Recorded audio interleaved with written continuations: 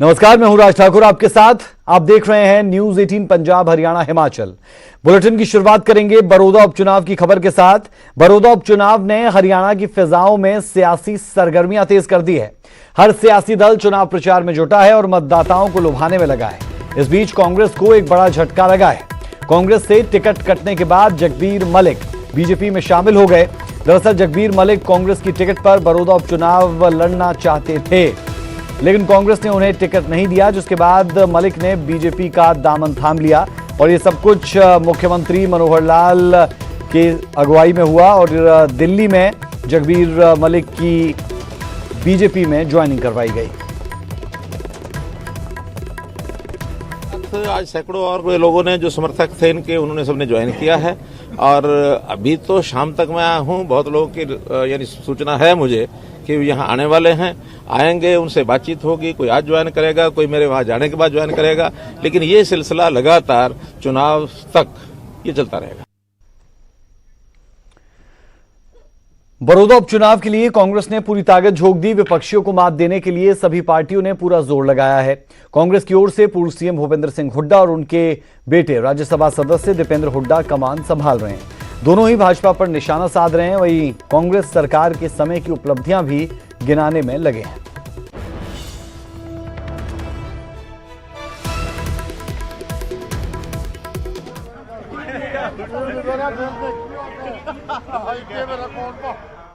बड़ौदा उपचुनाव को लेकर 3 नवंबर को वोटिंग होनी है। सभी पार्टियों के नेता अपने अपने उम्मीदवारों के लिए चुनाव प्रचार में दिन रात जुटे हैं। बीजेपी के प्रदेश अध्यक्ष ओपी धनखड़ गांव रूखी में पहुंचे। धनखड़ ने बीजेपी प्रत्याशी योगेश्वर दत्त के पक्ष में वोट देने की अपील की।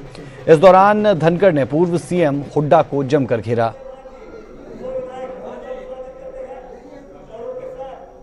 सब घी देते हैं तो भी समर्थन देते। आखिरी वक्त में तो अच्छा काम करना पुण्य की तरफ ले जाता है। तो कह रहा है मेरी आखिरी पारी है। मेरे कैंडिडेट का सीना जहां पद्म श्री से सस्ता है, जहां खेल रत्न से सस्ता है, जहां अर्जुन अवार्ड से सस्ता है, दूसरे कैंडिडेट, मेरे कैंडिडेट पे कोई सुंडवे काटन का आरोप नहीं है। वह साहब हमने ढाणे में थे। हमारे कैंडिडेट के गले में कोई नौकरियों के पैसे लेने का मैटर नहीं है। हमने नहीं मिला, रिडाणे में थे हम। किसी पर गोली चलाने का कोई नहीं है। ये तो वो वैल्यूज वाला खिलाड़ी है। जिस खिलाड़ी से जीत के आया उस खिलाड़ी की मृत्यु हो गई तो उसके सम्मान में मेडल लेने नहीं गया। ऐसे वैल्यूज का मेरा। उधर बड़ौदा उपचुनाव में इनेलो ने भी पूरी ताकत झोंक दी है। इनेलो सुप्रीमो ओम प्रकाश चौटाला खुद चुनाव प्रचार में जुटे हैं। ओपी चौटाला ने बड़ौदा हलके के 9 गांव का दौरा किया और इनेलो उम्मीदवार के लिए वोट मांगे और दावा किया कि उनके उम्मीदवार की जीत सुनिश्चित है।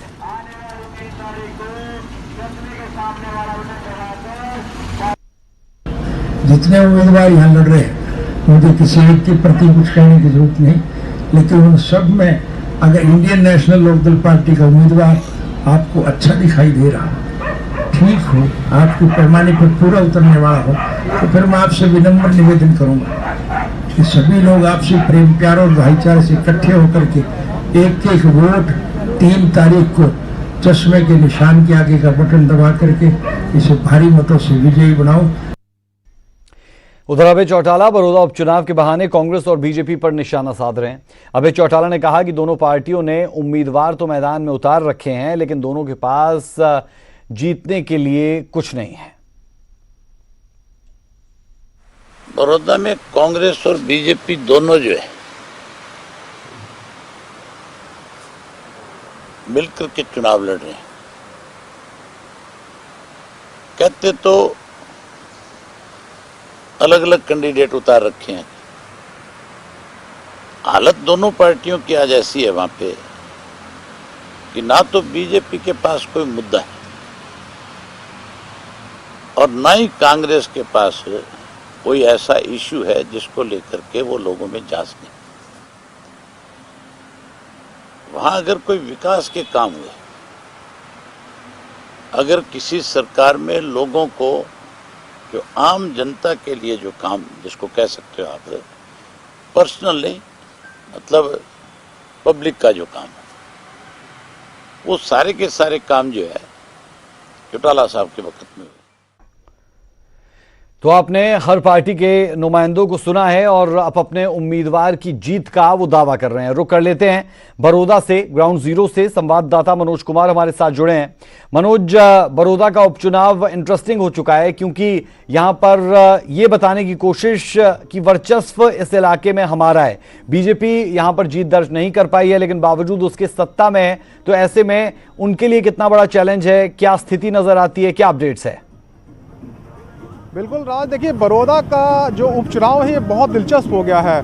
पूरी हरियाणा की जो राजनीति है इन दिनों बड़ौदा हलके में केंद्रित है और बड़ौदा एक ऐसी विधानसभा सीट रही है जहां भारतीय जनता पार्टी आज तक नहीं जीत पाई है। लेकिन अगर पिछले विधानसभा चुनाव की बात करें, जब कृष्ण हुड्डा यहां से कांग्रेस की टिकट पर जीते थे, तो बीजेपी के जो मौजूदा कैंडिडेट हैं योगेश्वर दत्त, ये पिछली बार भी कैंडिडेट थे और महज 3,500-4 हज़ार वोट से ही चुनाव हारे थे, तो बहुत ज़्यादा अंतर था नहीं। इसलिए भारतीय जनता पार्टी को अब ये भरोसा है कि वो इस सीट को जीत सकती है और इसीलिए उन्होंने योगेश्वर दत्त पर ही दोबारा से दांव खेला है। और जो मुख्य मुकाबला है वो यहाँ हमें भारतीय जनता पार्टी और कांग्रेस के इंदू राज नरवाल के बीच ही देखने को मिल रहा है। हालांकि सभी पार्टियों ने अपनी पूरी एडी चोटी का जोर लगा रखा और जैसा आपने भी जिक्र किया, खुद पूर्व मुख्यमंत्री ओम प्रकाश चौटाला यहाँ पर प्रचार प्रसार कर रहे हैं, भूपेंद्र सिंह हुड्डा यहाँ पर प्रचार प्रसार कर रहे हैं और मुख्यमंत्री मनोहर लाल भी बड़ौदा के रण में उतरने वाले 29 तारीख को यहाँ पर वो कई गाँवों का दौरा करेंगे और उसके बाद भी उनके यहाँ पर कई कार्यक्रम बताए जा रहे हैं। तो बड़ी दिलचस्प यहाँ पर राजनीति होती हुई दिखाई दे रही है। लेकिन भाजपा को ये भरोसा है कि ज़्यादातर जो बाई इलेक्शंस होते हैं यहाँ सत्ता पक्ष हावी रहता है और अक्सर जो रिजल्ट हैं वो उनके पक्ष में रहते हैं। और हरियाणा का इतिहास भी यही कहता है, अब तक करीब 33 के करीब जो बाई इलेक्शन हुए हैं हरियाणा में आज तक, और उनमें से ज़्यादातर सत्ता पक्ष ही जीता है। तो बीजेपी को भरोसा है कि जो उन्होंने काम किया पिछले 6 सालों में और जो योगेश्वर दत्त की अपनी खुद की जो छवि है उसका फायदा उनको यहाँ मिलेगा। जी बिल्कुल, और कहीं ना कहीं मुकाबला इसलिए और ज्यादा इंटरेस्टिंग भी कहा जा सकता है क्योंकि कांग्रेस के कुछ ऐसे स्ट्रांग लीडर्स थे जो बीजेपी में आते हुए नजर आ रहे हैं और कुछ कांग्रेस के ऐसे नेता थे जो खफा थे लेकिन कांग्रेस के साथ वापस वो आते हुए नजर आए। ऐसे में कांग्रेस की स्थिति इस वक्त क्या है? क्योंकि अगर हम कांग्रेस की बात करते हैं तो जगबीर मलिक जो आज सीएम की मौजूदगी में दिल्ली में बीजेपी में शामिल हो गए, यहां से क्या समीकरण बदलते हुए दिखते हैं? देखिए बिल्कुल, भारतीय जनता पार्टी के लिए हम कह सकते हैं काफ़ी पॉजिटिव रहेगा क्योंकि राजनीति परसेप्शन पे होती है। और जगबीर मलिक की बात करें तो वो इसी हल्के से हैं लेकिन टिकट उनको नहीं मिली, नाराजगी थी। उसके बाद आज उन्होंने बीजेपी का दामन थामा है। मुख्यमंत्री मनोहर लाल की मौजूदगी में दिल्ली में वो आज पार्टी में अब से कुछ देर पहले ही शामिल हुए, तो निश्चित ही बीजेपी को इसका लाभ जरूर होगा। और कांग्रेस की जहाँ तक बात है तो यहाँ भूपेंद्र सिंह हुड्डा और उनके बेटे दीपेंद्र हुड्डा उन्होंने अपना पूरा जोर यहाँ पर लगा रखा है क्योंकि ऐसी धारणा है और ऐसा क्लेम वो करते रहे हैं क्योंकि जो भूपेंद्र सिंह हुड्डा का हलका है या उनका जो पैतृक गांव है वो बहुत ज़्यादा दूर नहीं है, तो ये बहुत स्ट्रॉन्ग होल्ड माना जाता है यहाँ पर भूपेंद्र सिंह हुड्डा का। तो उन्होंने इसको एक तरीके से हम कह सकते हैं साख का सवाल बना लिया है और बीजेपी इसको बखूबी समझती है। इसलिए लगातार उन्होंने अपनी जो पार्टी के कद्दावर तमाम नेता हैं वो यहाँ पर उतारे हैं। रोज़ाना कोई ना कोई प्रेस कॉन्फ्रेंस यहाँ पर होती है। अब से कुछ देर पहले भिवानी के जो सांसद हैं धर्मवीर सिंह वो यहाँ पर थे, उन्होंने भी अपनी बात रखी है। इससे पहले कैप्टन अभिमन्यु, तमाम ऐसे नेता हैं जो यहाँ पर आ रहे हैं। लेकिन कांग्रेस की बात करें तो कांग्रेस के जो दूसरे लीडर्स हैं, कुमारी शैलजा की बात करें, उनको भी आज आना था और वो प्रचार करेंगे लेकिन उतना जोर हमें देखने को नहीं मिला है जितना होना चाहिए था। तो कहीं ना कहीं ये चुनाव भूपेंद्र सिंह हुड्डा अपने बूते पर लड़ते हुए कांग्रेस की तरफ से हमें यहाँ दिखाई दे रहे हैं। और इंदू राज नरवाल की जो बात है ये बड़ी दिलचस्प स्थिति है कि जो कांग्रेस के जो कैंडिडेट हैं उससे ज़्यादा ऐसा लगता है कि भूपेंद्र सिंह हुड्डा कहीं ना कहीं चुनाव लड़ रहे हैं। इतनी मेहनत कर रहे हैं, जो चर्चाएं हैं वो भूपेंद्र सिंह हुड्डा की ज़्यादा होती है ना कि कांग्रेस के कैंडिडेट की। जी, साख की लड़ाई अगर कहा जाए तो गलत नहीं होगा मनोज यहां से, और योगेश्वर दत्त पर दांव खेला है बीजेपी ने। कुल मिलाकर हम देखते हैं कि उपचुनावों में उस दल का दबदबा रहता है जो सत्ता में रहता है, तो क्या वैसा ही कुछ होगा? अपडेट्स के लिए हम लौटते रहेंगे आपके पास। अभी के लिए बेहद शुक्रिया। लगातार हम देख रहे हैं बड़ौदा उपचुनाव में दिलचस्पी लगातार बढ़ती जा रही है और तमाम जो बड़े लीडर्स हैं वो बड़ौदा का रुख कर रहे हैं। अगली खबर का रुख कर लेते हैं। दिल्ली एनसीआर की आबोहवा जहरीली हो गई है। पिछले कुछ दिनों में प्रदूषण का स्तर इतना ज्यादा बढ़ गया है कि सांस लेना तक दूभर हो चुका है। वहीं पंजाब में सरकार प्रशासन की सख्ती का असर धान के किसानों पर नजर नहीं आ रहा और धड़ल्ले से पराली जलाई जा रही है।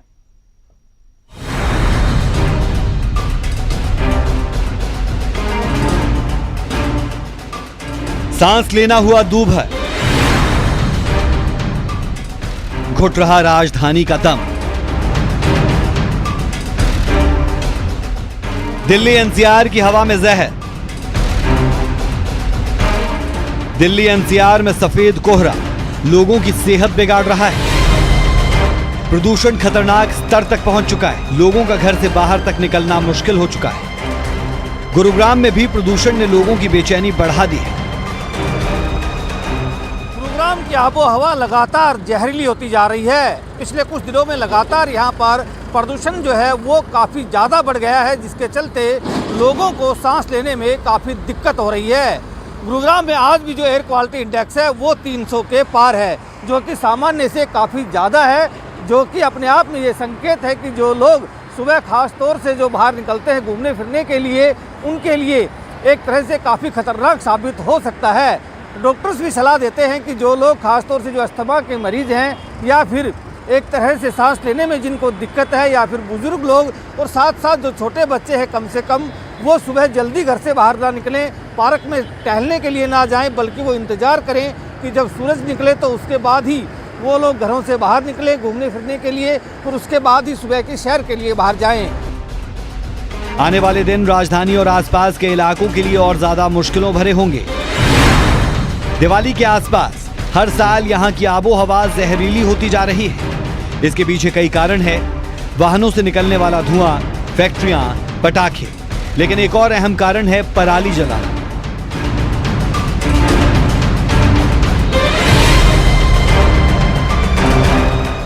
पंजाब हरियाणा में थाने के किसान फसल निकालने के बाद पराली को आग लगा देते हैं। पंजाब में सरकार की सख्ती के बावजूद किसान धड़ल्ले से पराली में आग लगा रहे हैं। भवानीगढ़ में भी हाल कुछ ऐसा ही है। यहाँ सरकार प्रशासन की सख्ती का कोई असर नहीं दिखता। कोरोना महामारी के बाद अब ये धुआं लोगों की जान ले रहा है। बिना साडा सरदा नहीं है जी। क्यों ਇਹਦੇ ਨਾਲ ਫਿਰ ਜਿਹੜਾ ਪ੍ਰਦੂਸ਼ਣ ਹੁੰਦਾ प्रदूषण सानू भी ਹੁੰਦਾ ਪਹਿਲਾਂ, ਉਦੋਂ ਪਹਿਲਾਂ ਤਾਂ ਸਾਨੂੰ ਹੀ ਹੋ ਜਾਂਦਾ। ਸਾਡਾ ਸਰਦਾ ਨਹੀਂ, ਅੱਗ ਮੈਨਾਂ ਸਾਡੀ ਠੇਕੇ ਤੇ ਜ਼ਮੀਨਾਂ ਨੇ ਸਾਡੀਆਂ, ਠੇਕੇ ਤੇ ਜ਼ਮੀਨਾਂ ਸਾਨੂੰ ਤਾਂ ਵਾਰਾ ਹੀ ਨਹੀਂ ਖਾਂਦਾ ਸਾਨੂੰ ਅੱਗ ਬੁਲਾਏ ਬਿਨਾਂ।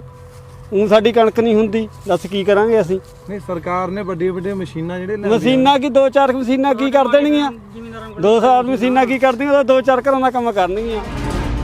हर साल पंजाब हरियाणा में सरकार किसानों को पराली ना जलाने के बारे में जागरूक करती है, लेकिन फिर भी किसान पराली जलाते हैं। किसानों का कहना है कि पराली जलाना उनकी मजबूरी है। उधर सरकार दावे तो बहुत करती है, लेकिन पराली जलाने में नाकाम रहती है। किसानों तक उचित संसाधन नहीं पहुंचा पाती, जिसका परिणाम सबके सामने। आसमान में ये धुएं की सफेद चादर जो जानलेवा है और कई बीमारियों का बड़ा कारण है। भवानीगढ़ से रवि आजाद और गुरुग्राम से Dhanbir Sharma, news 18।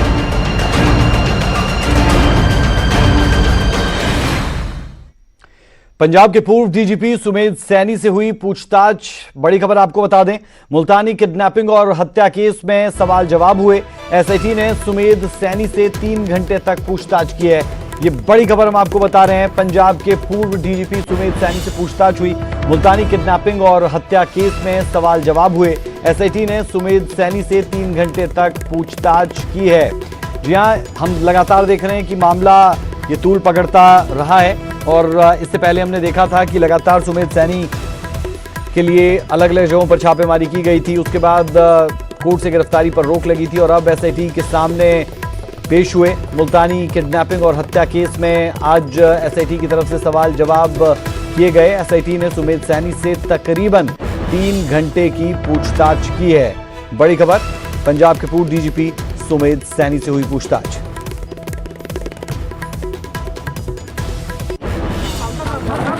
I will speak to you.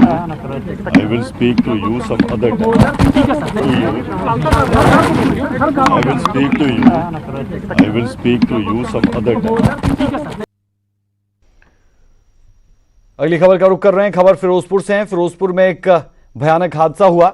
दुकान में आग लगी, मालिक बुरी तरह से झुलस गया, जिसे कड़ी मशक्कत के बाद बचाया गया। आपको बता दें कि इस तरीके के मामले जब सामने आते हैं, और ये मामला अब की बार फिरोजपुर से सामने आया। फिरोजपुर में एक भयानक हादसा हुआ है। दुकान में आग लगी, मालिक बुरी तरह से इस आग में झुलसा है, जिसे कड़ी मशक्कत के बाद बचाया गया। पूरी घटना आप देख सकते हैं। पहले दुकान में जबरदस्त धमाका,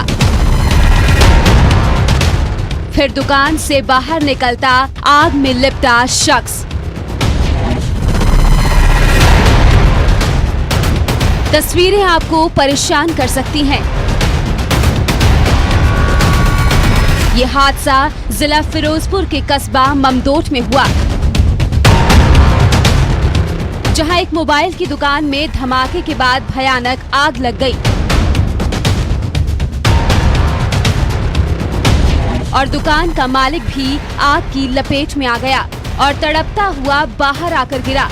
जब तक कोई कुछ समझ पाता, उससे पहले ही आग में लिपटे शख्स ने दिलेरी दिखाई और पानी की नाली में छलांग लगाकर आग बुझाने की कोशिश की। इसके बाद कुछ राहगीर भी उसकी मदद के लिए आगे आए। ये पूरा हादसा वहां लगे सीसीटीवी में कैद हो गया।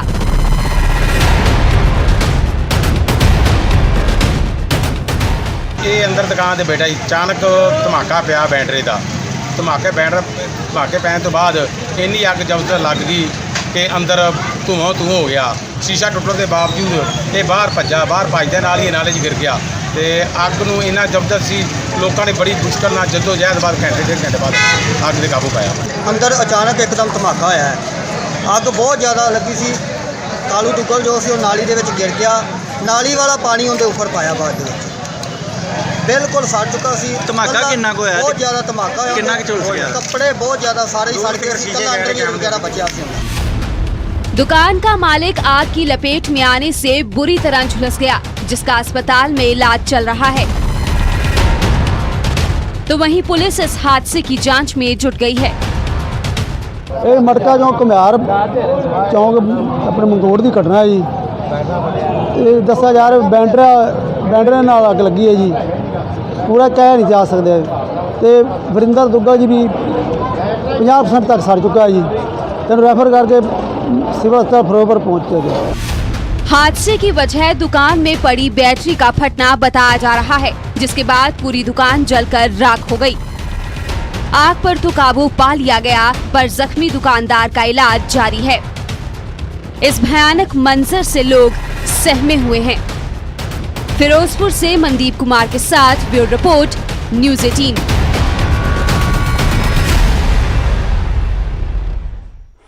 3 साल बीतने के बावजूद गुड़िया दुष्कर्म और मर्डर केस की गुत्थी को सुलझाने में सीबीआई नाकाम साबित हुई है, जबकि शिमला में सीबीआई अधिकारियों की सरकारी खातिरदारी में अब तक लाखों रुपए खर्च हो चुके हैं। पिकनिक मना रही सीबीआई। 3 साल बाद भी गुड़िया को नहीं मिला इंसाफ। शिमला के बहुचर्चित गुड़िया दुष्कर्म और हत्याकांड ने पूरे देश को झकझोर दिया। मामले की जांच सीबीआई ने भी की, लेकिन 3 साल बीतने के बावजूद सीबीआई के हाथ अभी तक खाली हैं। सवाल अभी भी जैसे के तैसे है कि आखिरकार गुड़िया के गुनाहगार कहां हैं। अब तो सीबीआई की कार्यप्रणाली पर भी सवाल उठने लगे हैं। यही हमारे ठीक पीछे जो शिमला में स्टेट गेस्ट हाउस है राज्य सरकार का पीटरहॉफ, यहीं पर जो है सीबीआई की टीम को ठहराया गया है। 3 कमरे यहां पर अलॉट किए गए हैं।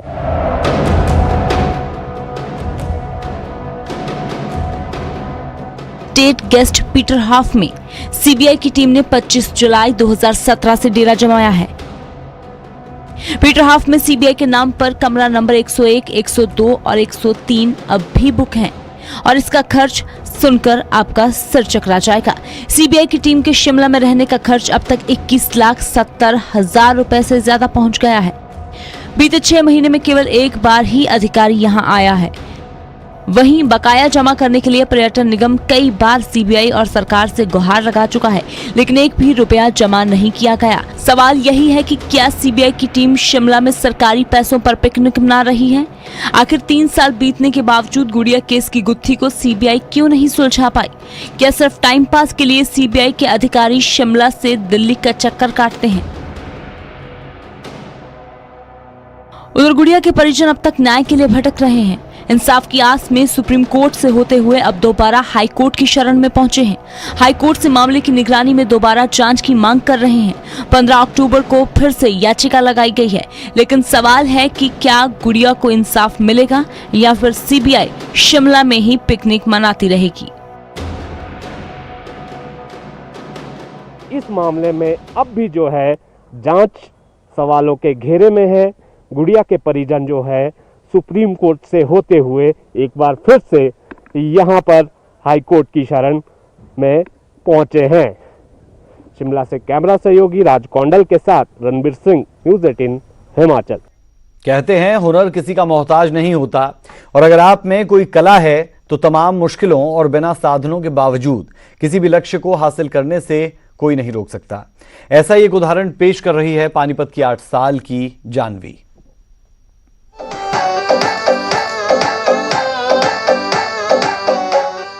हम ये नहीं देखते कि दिन है कि रात है, कि हाँ बेटा वीडियो बनानी है, और इसने भी मेरा पूरा साथ दिया, मेरी फैमिली ने मेरा पूरा साथ दिया है। और मान लो मैं अपनी फैमिली के से इतना खुश हूँ, कभी भी उन्होंने मेरे को ये नहीं फील होने दिया मेरा बेटा है ये बेटी है। मुझे बहुत बहुत अच्छा लगा इस। Amazon फ्यूचर रिटेल विवाद को लेकर रिलायंस रिटेल ने जवाब दिया है। कंपनी के मुताबिक फ्यूचर रिटेल खरीद कानून के मुताबिक है। फ्यूचर ग्रुप सौदे को रिलायंस रिटेल पूरा करेगी। Amazon का दावा है कि रिलायंस रिटेल फ्यूचर ग्रुप सौदे पर सिंगापुर आर्बिट्रेटर ने रोक लगाई है। दरअसल रिलायंस रिटेल ने फ्यूचर ग्रुप का रिटेल बिजनेस 24,713 करोड़ रुपए में खरीदने का सौदा किया। Amazon की दलील है कि उसे सौदे की जानकारी नहीं दी गई। Amazon की फ्यूचर ग्रुप कंपनी में छोटी हिस्सेदारी है।